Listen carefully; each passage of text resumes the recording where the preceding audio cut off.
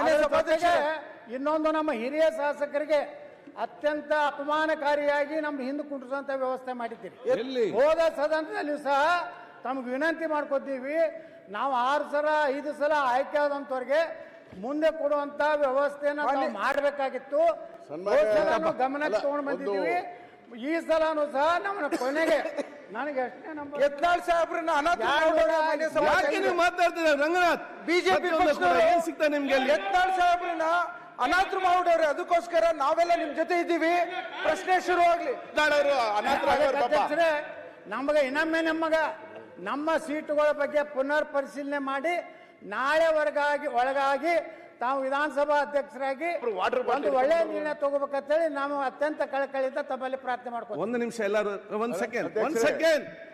ಒಂದ್ second by Rayareddy ಒಂದ್ second ಅದನ್ನು ಕ್ಲಿಯರ್ ಮಾಡ್ತೇನೆ ನಾನು. ಯತ್ನಾಳ್ ಅವರೇ ಆಯ್ತು ಒಂದ್ಸಿದ್ದಲ್ಲ ಬೇರೆ ಪ್ರಶ್ನೆ. ಯತ್ನಾಳ್ ಅವರೇ ನೋಡಿ, ಮೊನ್ನೆ ನಾವು ಸೀನಿಯರ್ ಇದ್ದೇವೆ, ನನ್ಗೆ ಲಾಸ್ಟ್ ಅಲ್ಲಿ ತಾವು ಸೀಟ್ ಕೊಟ್ಟಿದ್ರೆ ತಾವು ಮೊನ್ನೆ ಕೂಡ ಎಲ್ಲಿ ಹೊತ್ತು ಕೂಡ ಹೇಳ್ತಾ ಇದ್ರಿ. ನಾನು ಸ್ಪಷ್ಟ ಬರ್ತೇನೆ, ರಾಜ್ಯದಲ್ಲಿ ಸೀನಿಯರ್ ಜೂನಿಯರ್ ಅಂತ ಇಲ್ಲ. ಅಧಿಕಾರ ಇದ್ದವನೇ ಸೀನಿಯರ್, ಅಧಿಕಾರ ಇಲ್ಲದವನು ಜೂನಿಯರ್. ನಾವು ಹೇಳ್ದು ಕೇಳಿ ಒಂದು ಸೆಕೆಂಡ್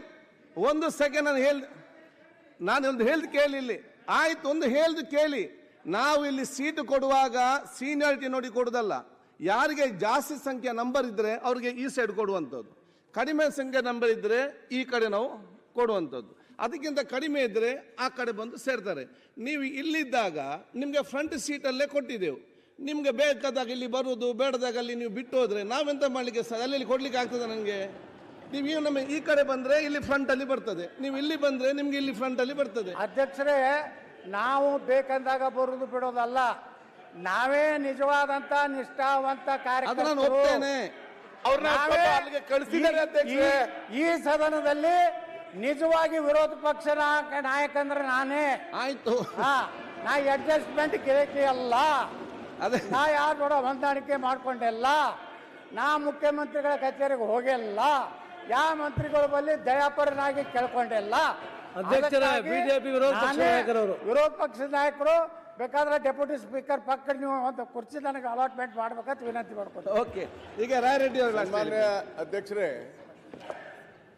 ಇವತ್ತು ಉತ್ತರ ಕರ್ನಾಟಕದ ವಿಚಾರದಲ್ಲಿ ತಾವು ಚರ್ಚೆಗೆ ಅವಕಾಶ ಕೊಟ್ಟಿದ್ದೀರಿ, ತಮ್ಮ ಧನ್ಯವಾದಗಳು.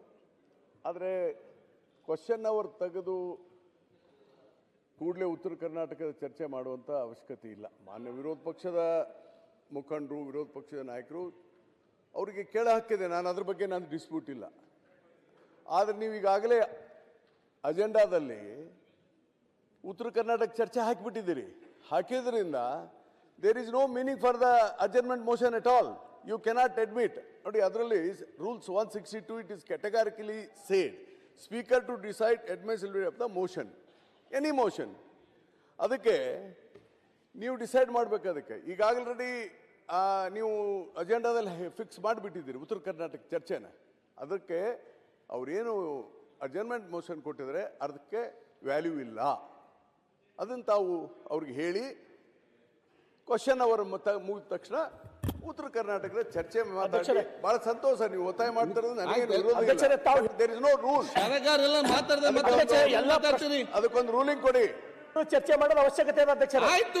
ನೋಡಿರಿ, ಅದು ನಿರ್ಧಾರ ನೀವು ಚರ್ಚೆ ಮಾಡಬೇಡಿ. ರಾಯರೆಡ್ಡಿ ಅವರು ಹೇಳಿದ್ದೀರಿ ತಮ್ಮ ಸಲಹೆ. ಅಲ್ಲ, ಅದಕ್ಕೆ ಒಂದು ರೂಲಿಂಗ್ ಕೊಟ್ಬಿಡಿ ಅಂತ ಹೇಳಿದ್ದು ನಾನು. ನೀವು ನಿಮ್ಮ ರೋಗವು ನಿಂದೆ, ಮದ್ದು ನಿಂದೆ, ಮತ್ತೆ ನಾನೇ ಕೇಳಿ ಕೂತ್ಕೊಳ್ಳೋದು.